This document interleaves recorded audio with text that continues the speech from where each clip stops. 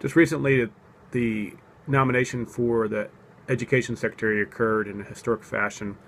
People have been complaining about it for a while. There's been lots of comments on it.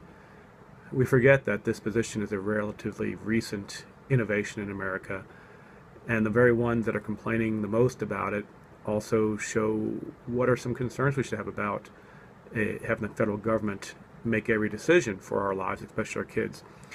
And that's what I want to talk about here, is that we have to be careful as an industrialized society of relying upon outsourcing everything for our kids. Now, my kids go to public schools. We are very happy with it. However, there are areas my kids aren't prepared in. There's areas that my kids have been taught things that I could easily prove scientifically, logically, and philosophically to be off. Again, I don't expect these teachers to know everything. I enjoyed my public school time, especially I remember Professor Keegan now. He's now professor. He was my chemistry professor in high school. Great guy.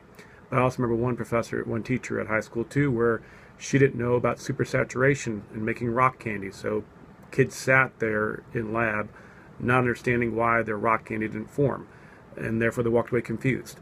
The issue is that we have to, as communities and as families, take the first and foremost responsibility for our kids, being involved in education all around, talking to our kids, looking at their homework, and remembering that the most important thing you pass on in life is your kids, and being involved in their life, not just simply letting teachers or a DeVos or any education sector take care of your kids.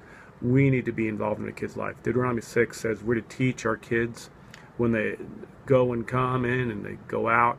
We are creating culture for our kids, not the government. The government wants to create culture, but that could be good or bad.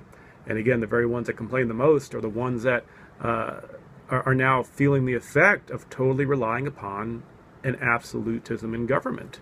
And that is not where our hope lies.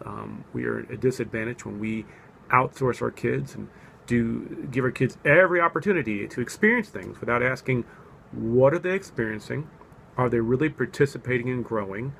Or are they just going through the motions?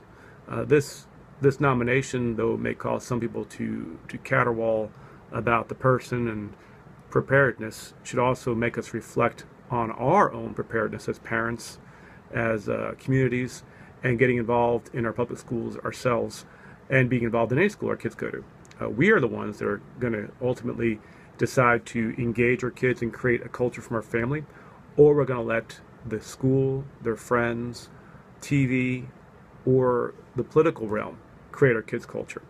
I, for one, am not going to outsource my kids to anybody, even though I send my kids to public schools.